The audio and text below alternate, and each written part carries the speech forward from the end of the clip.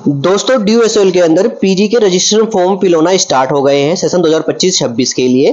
तो अगर आप भी पीजी के अंदर एमए पॉलिटिकल साइंस के रजिस्ट्रेशन फॉर्म को फिल करना चाहते हैं तो कैसे आपको रजिस्ट्रेशन फॉर्म को फिल करना, उससे जुड़ी हुई सारी जानकारी मैं आपको इस वीडियो के अंदर शेयर करने वाला हूं। साथ ही दोस्तों पीजी रजिस्ट्रेशन फॉर्म की लास्ट डेट जो रखी गई है हमारी, अगर आप सीयूटी के बेस पे अपना फॉर्म फिल करते हैं तो लास्ट डेट रखी गई है हमारी फॉर्म फिल करने की 10 जुलाई, जो कि बाद में एक्सटेंड कर दी जाएगी। साथ ही अगर आप ग्रेजुएशन के मार्क्स के बेस पे अपना फॉर्म फिल कर रहे हैं तो आपकी लास्ट डेट रखी गई 31 जुलाई। तो यहाँ पे आप देख लीजिएगा लास्ट डेट क्या है आपके फॉर्म की, जिस बेस पे आप फॉर्म फिल कर रहे हैं। तो अब बात करते हैं कैसे आपको रजिस्ट्रेशन फॉर्म को फिल करना है। तो देखिए दोस्तों, रजिस्ट्रेशन फॉर्म को फिल करने के लिए आपको सबसे पहले एसओएल की वेबसाइट पे आ जाना है। आपको अपने ब्राउजर के अंदर सर्च कर लेना है ड्यूएसएल। सर्च करने के बाद जो पहला लिंक है उस पर क्लिक करके हम आ जाएंगे ड्यूएसएल की वेबसाइट पे, जहां से देखिए आपको यूजी प्रोग्राम के लिए रजिस्ट्रेशन फॉर्म का लिंक मिल जाएगा और पीजी प्रोग्राम के लिए रजिस्ट्रेशन फॉर्म का लिंक मिल जाएगा। तो हम यहाँ पे पीजी के लिए फॉर्म फिल कर रहे हैं तो क्लिक करते हैं click here to register for PG program. इसमें क्लिक करते हैं देखिए हम पीजी रजिस्ट्रेशन फॉर्म के पेज पे आ जाएंगे, जहां से आप MA, MCom, MBA, BLISc, MLISc के फॉर्म फिल कर सकते हैं। साथ ही दोस्तों अगर आप कंटिन्यू करके एसओएल की मेन वेबसाइट पे आ जाते हैं तो इस केस में देखिए आपको टॉप पे ऑप्शन मिलता है पीजी एडमिशन। इस ऑप्शन पे आपको क्लिक करना है। क्लिक करते ही आप सेम पेज पर जाएंगे जहां से आप पीजी के एडमिशन फॉर्म को फिल कर सकते हैं। तो देखिए दोस्तों, सबसे पहले हम बात करते हैं पीजी एडमिशन की एलिजिबिलिटी क्राइटेरिया और फीस स्ट्रक्चर क्या रखा गया है। तो यहाँ पे देखिए एसओएल की मेन वेबसाइट पर जाने के बाद आपको स्क्रॉल करना है। स्क्रॉल कर देखिए आपको मिल जाता है यहाँ पे prospectus 2025-26, eligibility criteria 2025-26, program structure, fees structure 2025-26 आपको मिल जाता है। तो यहाँ से आप अपना एलिजिबिलिटी क्राइटेरिया देख सकते हैं अपने कोर्स के लिए, फीस स्ट्रक्चर भी देख सकते हैं। तो मैं प्रोस्पेक्टस को ओपन करता हूँ। यहाँ पे प्रोस्पेक्टस के अंदर आपको सब कुछ मिल जाएगा। तो प्रोस्पेक्टस में क्लिक करने के बाद आपको मिलता है पीजी प्रोस्पेक्टस में क्लिक करना है। क्लिक करते देखिए आपके सामने जो पीजी का प्रोस्पेक्टस हो जाएगा। देखिए आप जो पीजी प्रोग्राम के अंदर प्रोग्राम कर सकते हैं, MA Hindi, MA history, MA political science, MCom और एमए संस्कृत के प्रोग्राम का फॉर्म फिल कर सकते हैं। अब सबसे पहले बात करते हैं यहाँ पे जो पीजी प्रोग्राम की जो यहाँ पे क्राइटेरिया क्या रखा गया है, एलिजिबिलिटी क्राइटेरिया करते हैं। अगर आप एमए पॉलिटिकल साइंस का फॉर्म फिल करना चाहते हैं तो यहाँ पे जो कैटेगरी रखी है एलिजिबिलिटी क्राइटेरिया 1A के अंदर आप बैचलर डिग्री पास आउट होने किसी भी यूनिवर्सिटी से, मार्क्स हमारे 50% जनरल, ओबीसी, ईडब्ल्यूएस कैटेगरी के लिए रखे गए हैं, 45% हमारे एससी, एसटी, पीडब्ल्यू कैंडिडेट के लिए सेम रखे गए हैं। 1B कैटेगरी में आपको मास्टर डिग्री पास आउट होनी चाहिए किसी भी यूनिवर्सिटी से, और 2A कैटेगरी के अंदर आपका बीए ऑनर्स पॉलिटिकल साइंस से आप पास आउट होनी चाहिए यूनिवर्सिटी ऑफ दिल्ली से, तभी आप इन कैटेगरी के अंदर फॉर्म फिल कर सकते हैं।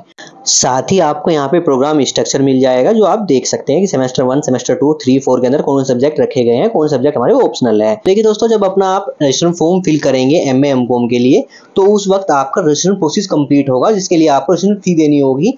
जनरल कैटेगरी, ओबीसी कैटेगरी और ईडब्ल्यूएस कैटेगरी स्टूडेंट को हमें 300 रुपए पे करने होंगे, और एससी, एसटी, पीडब्ल्यू कैंडिडेट को 150 रुपए आपको पे करने होंगे, जो कि अपनी रजिस्ट्रेशन फीस रहेगी।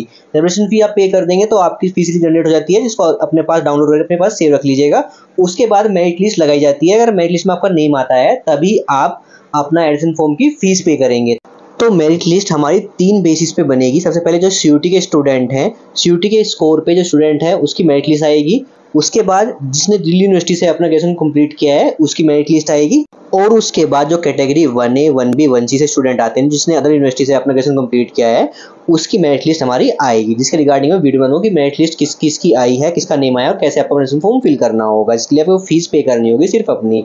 साथ ही दोस्तों यहाँ पे वेटेज भी मिलता है, और यहाँ पे जो मेरिट लिस्ट हमारी वो कैटेगरी वाइज आपकी डिवाइड रहेगी।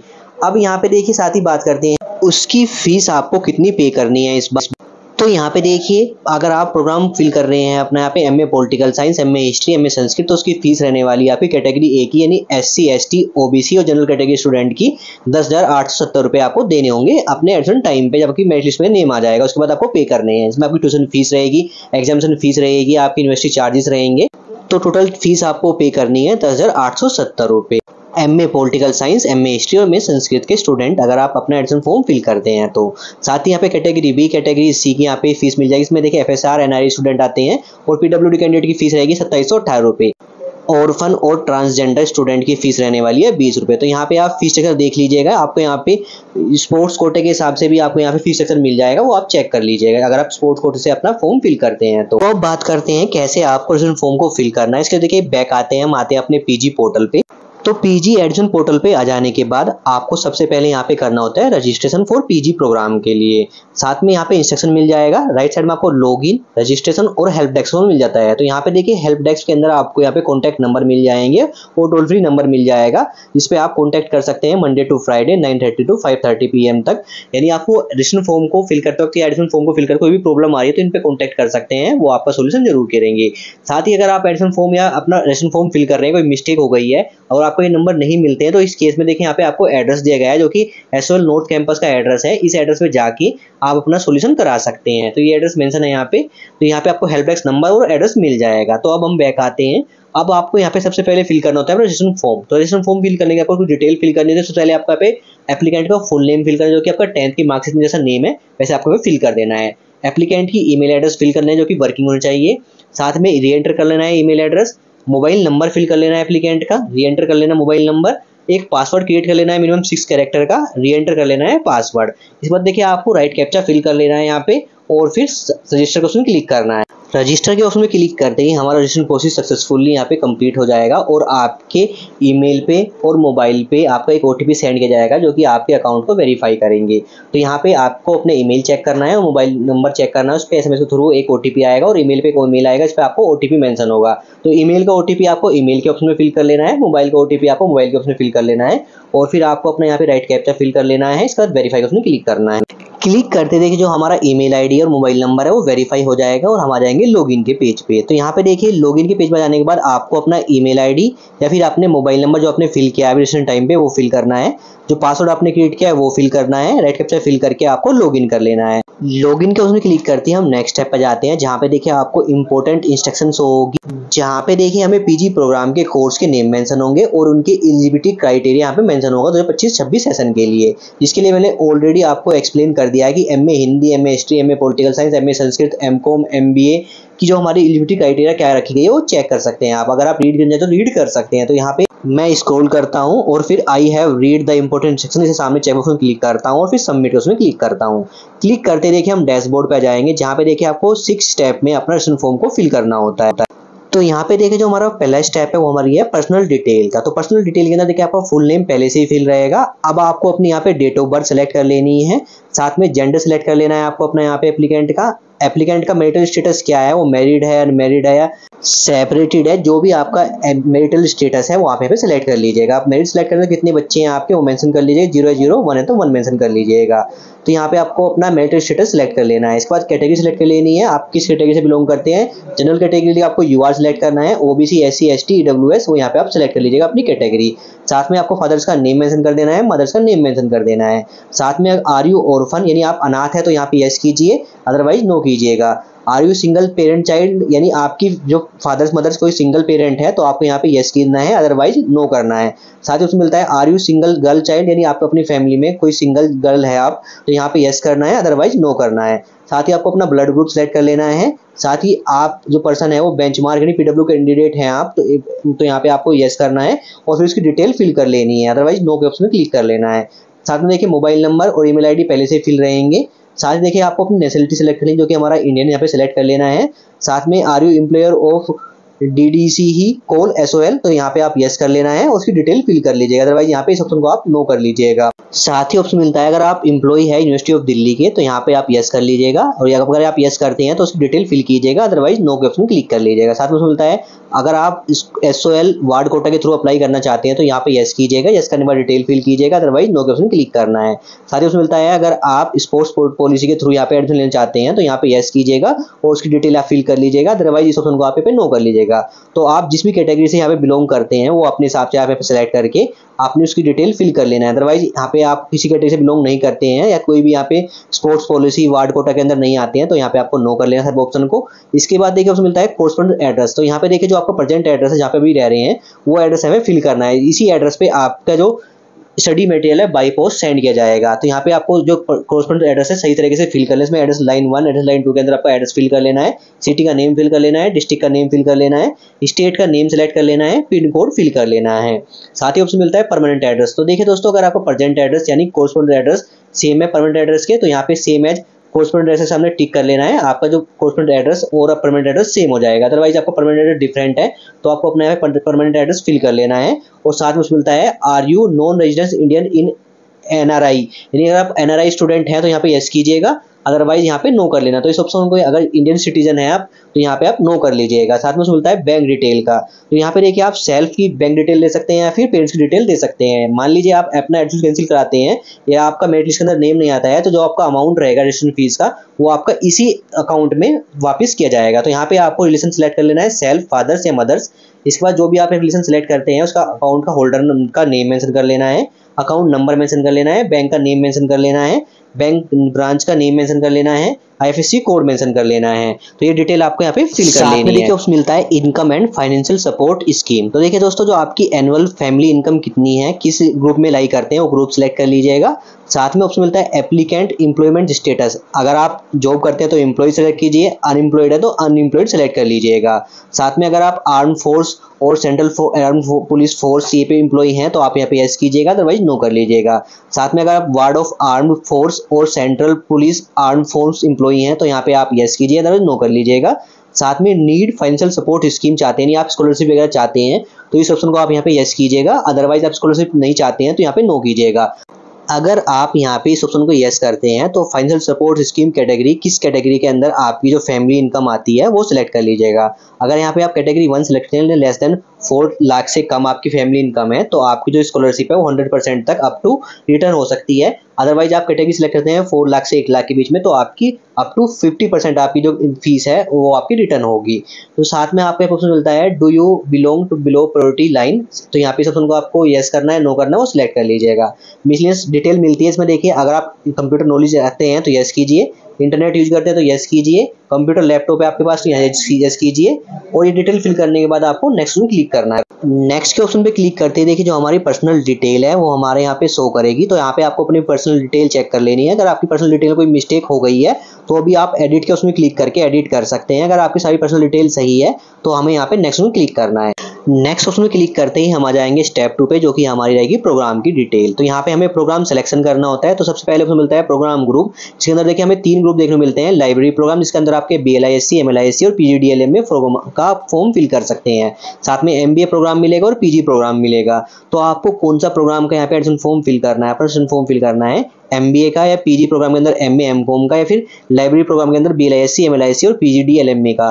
तो उस हिसाब से आप अपने यहाँ पे प्रोग्राम ग्रुप सेलेक्ट कर लीजिएगा। तो यहाँ पे हम PG प्रोग्राम का ग्रुप सेलेक्ट कर लेते हैं। इसके बाद देखिए आपको MA और MCOM का ऑप्शन में MA Sanskrit, MA political science, MA history और MA हिंदी का ऑप्शन मिलता है और MCOM का ऑप्शन देखने मिल जाता है। तो आपको किस प्रोग्राम का यहाँ पे फॉर्म फिल करना है वो प्रोग्राम का नेम यहाँ पे सिलेक्ट कर लीजिएगा। तो यहाँ पे हम फॉर्म फिल कर रहे हैं MA पॉलिटिकल साइंस के लिए, तो MA political science option select करते हैं और फिर नेक्स्ट में क्लिक करते हैं। क्लिक करते ही नेक्स्ट स्टेप में हमारे प्रोग्राम का प्रीव्यू शो करेगा, सो चेक कर लीजिएगा और फिर नेक्स्ट में क्लिक कर लेना है। क्लिक करते ही हम नेक्स्ट स्टेप पे जाते हैं, जो कि रहेगा हमारा एकेडमिक डिटेल का स्टेप। यहाँ पे देखिए सबसे पहले ऑप्शन मिलता है हमें यहाँ पे university of Delhi registration detail if applicable. Means अगर आपके पास दिल्ली यूनिवर्सिटी की कोई डिटेल है, यानी आपने पहले दिल्ली यूनिवर्सिटी के अंदर कोई कोर्स किया है या फिर आप ऑलरेडी दिल्ली यूनिवर्सिटी के अंदर आपने रजिस्ट्रेशन किया हुआ है, तो आपको अपनी यहाँ पे डिटेल फिल करनी है। जिसके लिए आपको सबसे पहले यहाँ पे यस के ऑप्शन पर क्लिक करना है, अगर आपने दिल्ली यूनिवर्सिटी से आपने रजिस्ट्रेशन किया हुआ है ऑलरेडी।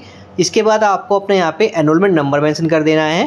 साथ में name of university of Delhi या डिपार्टमेंट का नेम आपको यहाँ पे मेंशन कर देना है। साथ में प्रोग्राम का नेम मेंशन कर देना है, किस प्रोग्राम के अंदर आपने रजिस्ट्रेशन किया हुआ है उसका नेम मेंशन कर दीजिएगा। साथ ही ऑप्शन मिलता है ईयर ऑफ रजिस्ट्रेशन, यानी आपने किस ईयर में रजिस्ट्रेशन किया था वो ईयर आप यहाँ पे सेलेक्ट कर लीजिएगा।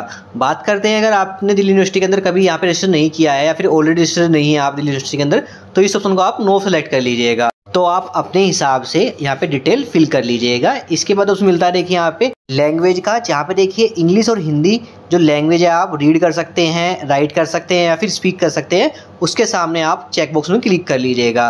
तो लैंग्वेज डिटेल फिल करने के बाद अब आपको देखिए ऑप्शन मिलता है यहाँ पे क्वालिफिकेशन डिटेल का। तो देखिए सबसे पहले हमें अपनी 10th की डिटेल यहाँ पे फिल करनी होती है। तो ये देखिए यहाँ पे आपने 10th किस ईयर में पास किया है वो ईयर का ऑप्शन यहाँ पे सिलेक्ट कर लीजिएगा। साथ में मिलता है क्लास 10th आपने किस स्कूल से पास आउट की है उस स्कूल का नेम आप यहाँ पे मेंशन कर दीजिएगा। साथ में क्लास 10th आपने किस बोर्ड से पास आउट की है उस बोर्ड का नेम आपको यहाँ पे फिल कर देना है। साथ में आपकी डिवीजन क्या आई है, फर्स्ट सेकंड थर्ड, वो यहाँ पे आपको सिलेक्ट कर लेना है। साथ में मिलता है क्लास 10th की परसेंटेज। तो देखिए दोस्तों, अगर आपका रिजल्ट मार्क्स में आया था तो आपको अपनी परसेंटेज निकाल के यहाँ पे मेंशन कर देनी है। अदरवाइज आपका रिजल्ट सीजीपीए में आया था तो सीजीपीए को आपको पहले परसेंटेज में कन्वर्ट करना है, जिसके लिए आपको सीजीपीए जो आपका आया था उसमें 9.5 से मल्टीप्लाई कर दीजिएगा, वो आपकी फाइनल परसेंटेज रहेगी, उसको आप यहाँ पे मेंशन कर दीजिएगा। साथ ही देखिए राइट साइड में आपको मिलता है सब्जेक्ट्स का। तो यहाँ पे देखिए आपको अपनी 10th की मार्कशीट देखने, उसमें आपको 6 सब्जेक्ट मेंशन होंगे। उन 6 सब्जेक्ट के नेम आपको यहाँ पे 6 ऑप्शन में आपको यहाँ पे मेंशन कर देने हैं 1 बाय 1 करके। इस तरह से आपको अपनी 10th की डिटेल यहाँ पे फिल कर लेनी है। अब बात करते हैं आपको अपनी यहाँ पे 12th की डिटेल भी फिल करनी है। इसमें देखिए आपको सबसे पहले ईयर ऑफ पासिंग, 12th आपने किस ईयर में पास किया वो सिलेक्ट कर लीजिएगा ऑप्शन यहाँ पे। साथ ही क्लास 12th आपने किस स्कूल से पास आउट किया उस स्कूल का नेम मेंशन कर दीजिएगा। साथ ही क्लास 12th का बोर्ड का नेम मेंशन कर दीजिएगा आप अपने यहाँ पे। साथ में डिवीजन क्या आई है आपकी फर्स्ट सेकंड थर्ड वो सिलेक्ट कर लीजिएगा। साथ ही राइट साइड में ऑप्शन मिलता है आपको सब्जेक्ट्स का। तो क्लास 12th के अंदर जो आपके सब्जेक्ट्स के नेम थे वो यहाँ पे आपको मेंशन कर देने हैं। टॉप 5 सब्जेक्ट के नेम आप यहाँ पे मेंशन कर दीजिएगा। साथ में क्लास 12th की परसेंटेज यहाँ पे मेंशन कर देनी है। अगर आपका रिजल्ट मार्क्स में आया तो परसेंटेज कैलकुलेट करके मेंशन कर सकते हैं। अगर आपका रिजल्ट यहाँ पे सीजीपीए में आया था तो उसको कन्वर्ट कर लीजिएगा परसेंटेज में, उसके बाद यहाँ पे अपना क्लास 12 का परसेंटेज यहाँ पे फिल कर लीजिएगा। इसके बाद देखिए हमें अपनी क्वालिफिकेशन डिटेल के अंदर ग्रेजुएशन डिटेल फिल करनी होती है। तो यहाँ पे देखिए ऑप्शन मिलता है ग्रेजुएशन क्वालिफिकेशन स्टेटस, यानी आपका ग्रेजुएशन कंप्लीट हो चुका है तो यहाँ पे पास सेलेक्ट कीजिएगा। अदरवाइज अभी आपका रिजल्ट आना बाकी है तो आप यहाँ पे अपीयरिंग सेलेक्ट कर लीजिएगा।